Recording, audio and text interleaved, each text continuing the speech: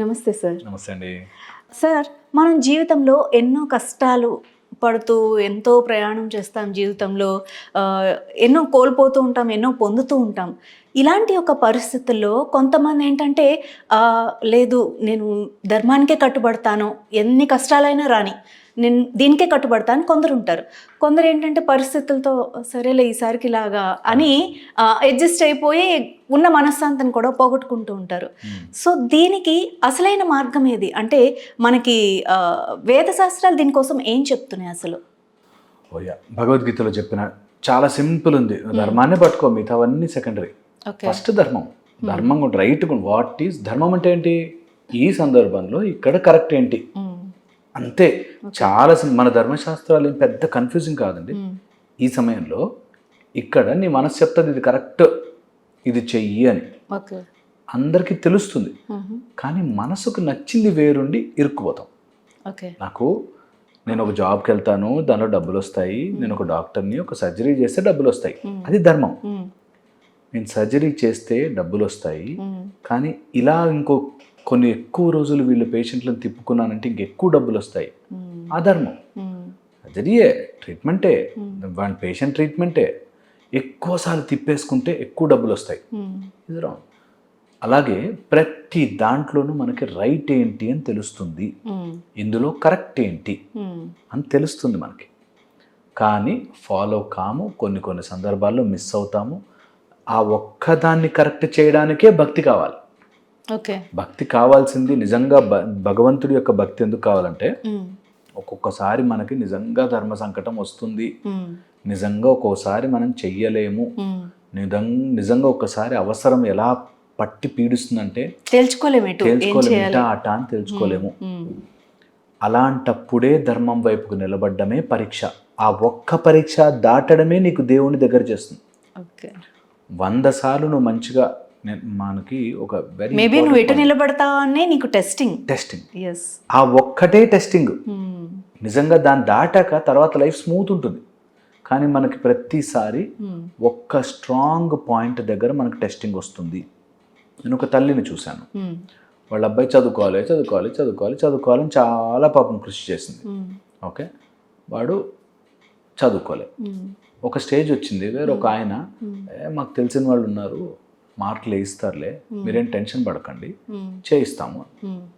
ఆమె ఉద్దేశం ఏంటి? అబ్బాయి చదువుకోవాలి.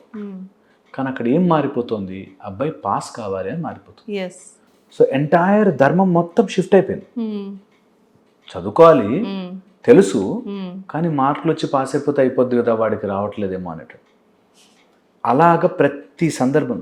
అండ్ అంత ఇష్టమైన కొడుకు, వాడు ఫెయిల్ అవుతుంటే అందరూ మాటలు పడుతుంటే చూడలేనేమో అనే దాంట్లో, మీరు తెలిసిన వాళ్ళు ఉంటే చెప్పించండి సార్. పాయింట్ ఎక్కడ వస్తుందంటే, అలాంటి సందర్భంలోనే చదువుకోవాలనుకున్నాను రా, అంతేగాని తప్పు మార్గంలో కాదు, దట్స్ ఓకే, అవసరంలే నాకు అని అనుకున్న రోజున లైఫ్ బ్యూటిఫుల్గా ఉంటుంది. మన దగ్గరికి వస్తారండి, మన దగ్గర కాల్ తీసుకుంటారు, చాలామంది కాల్ చేస్తారు. నాకు వాళ్ళతో మాట్లాడగానే తెలిసిపోతుంది వీళ్ళు మారరు, వీళ్ళు మెంటల్లీ దే ఆర్ ఫిక్స్డ్. నేను మారను, దమ్ముంటే మార్చుకో నన్ను అనేటట్టుగా ఫోన్ చేస్తారు. నా ప్రాబ్లం ఇంతే, నేనైతే మారను, నీకు దమ్ముందా, నీ టాలెంట్ ఉందా, నువ్వు సైకాలజిస్టులుగా బాగా మాట్లాడతావుగా, నువ్వు మార్చుకో నన్ను, నేను ఇంతే ఉంటాను అనే దాంట్లో వస్తారు. నేను రిటర్న్ ఇచ్చేసిన రోజు కూడా ఉన్నాయి డబ్బులకి. మీరు మారరండి, బికాస్ ఫిక్స్డ్ మైండ్తో వస్తారు. అలాగా మనస్సు ఎప్పుడైతే ఒక దాని మీద ఫిక్స్ అయిపోతుందో అధర్మం తొందరగా అయిపోతుంది. సో అందుకని ధర్మ మార్గంలో ఉండాల్సినప్పుడు చాలా చోట్ల మనని ప్రెజరైజ్ అవుతుంది. అందులోనూ బాగా ఇష్టమున్న దగ్గర అవుతుంది. పరీక్ష ఎప్పుడు కూడా అభిమన్యుడు చనిపోయాక కూడా యుద్ధం చేయాలి అన్న దగ్గర వస్తుంది అసలు పరీక్ష. తప్పు మార్గంలో పోకుండా కృష్ణుడు చెప్పిన ధర్మంలో యుద్ధం చేయాలి. సో అట్లాగా point is very very simple and clear. నిన్ను పరీక్ష చేయడానికి ఇలాంటివి వస్తాయి. ఎందుకు ఆ పరీక్ష? నీకు నార్మల్గా నీ మార్కులు చదువుకుని, పుస్తకం చదువుకుని రాసి జాబ్కే అంత ఉంటే, పరీక్ష ఉంటే, భగవంతుడి పరీక్ష సారూప్యము సాయుధ్యము ఇవ్వాల్సిన భగవంతుడి యొక్క పరీక్ష ఎంత బ్యూటిఫుల్గా లాక్ అయి ఉంటుందంటే, నీకు కరెక్ట్గా అవసరం ఉన్న టైంలో పడుతుంది దెబ్బ. నిజంగా రేపు అవసరం ఉన్న చోట నీకు డబ్బులు అవసరం ఉన్న చోట నీకు అక్కడ పెట్టె కనిపిస్తూ దొరుకుతుంది. నువ్వు ధైర్యంగా దాన్ని తీసుకెళ్ళి ఇవ్వగలవా పోలీస్ స్టేషన్లో అన్నది ఇంపార్టెంట్. ఎప్పుడూ టెస్ట్ అలాగే ఉంటుంది, పరీక్ష ఎప్పుడు అలాగే ఉంటుంది. నీకు తెలుస్తుంది, నీకు మన ఉపవాసం కూడా అందుకే ఇస్తాం. అన్నం కొనుక్కోలేక కాదు, అన్నం ఉన్నా మనం దాన్ని కంట్రోల్ చేసుకుని ఉండగలమా అన్నది ఇంపార్టెంట్. అలాగే ధర్మం ఎప్పుడు కూడా కరెక్ట్ టైంలో అలా వచ్చి ధర్మ సందిగ్ధత వస్తుంది. చెయ్యాలా వద్దా, వీటికి తగ్గ ఆన్సర్లు ఉంటాయి, వాటికి తగ్గ ఆన్సర్లు ఉంటాయి.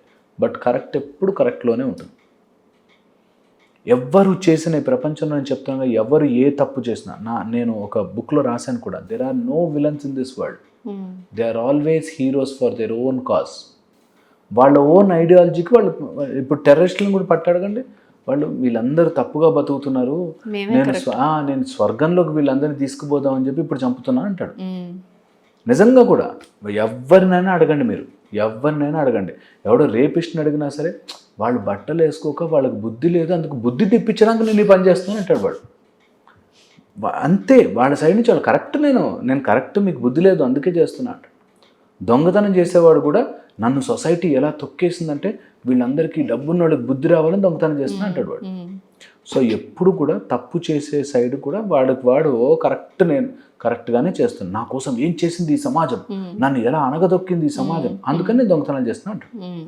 సో పాయింట్ ఇస్, ఎప్పుడు ఎవడికి వాడు కరెక్ట్ అనుకునే చేస్తాడు. కరెక్ట్ అనుకోవడం వేరు, రైటియస్నెస్లో ధర్మం ఏంటో అది చేయడం వేరు.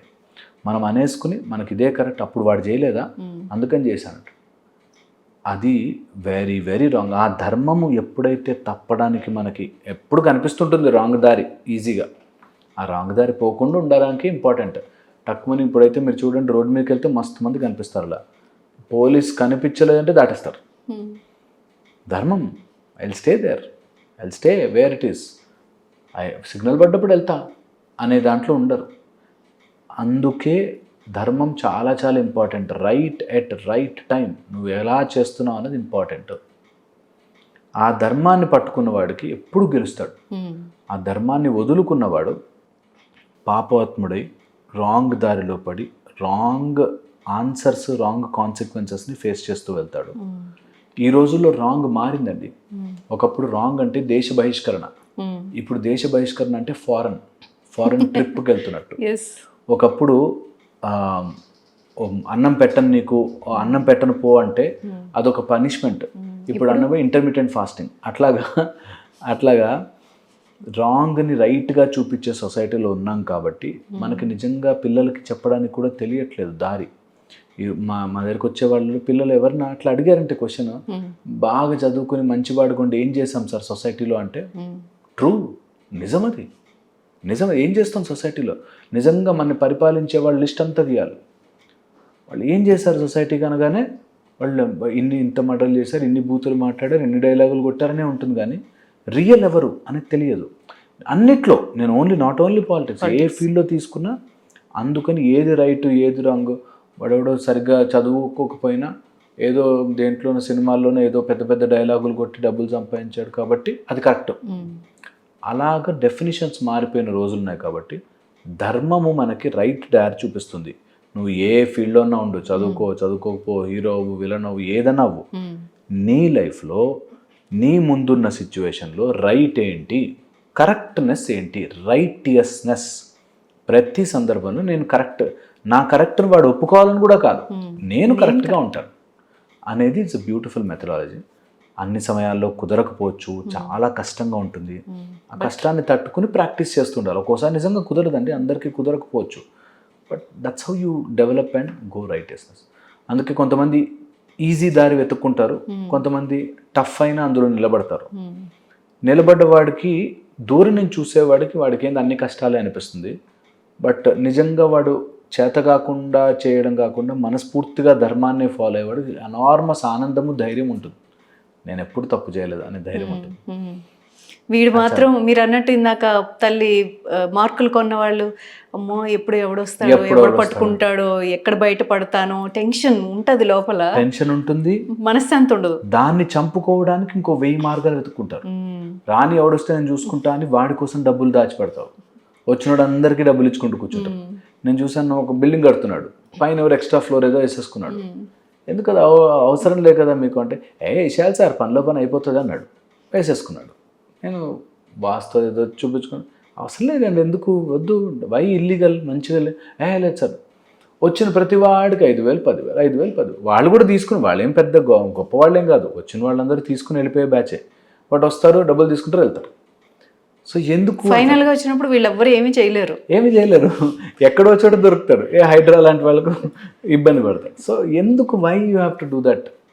ఎక్కడైతే మనం తప్పించుకోగలమో, చేయగలమో, ధర్మంగా ఉండగలమో ఉంటే బెటర్ కదా.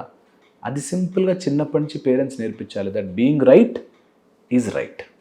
Wow, nice, thank you.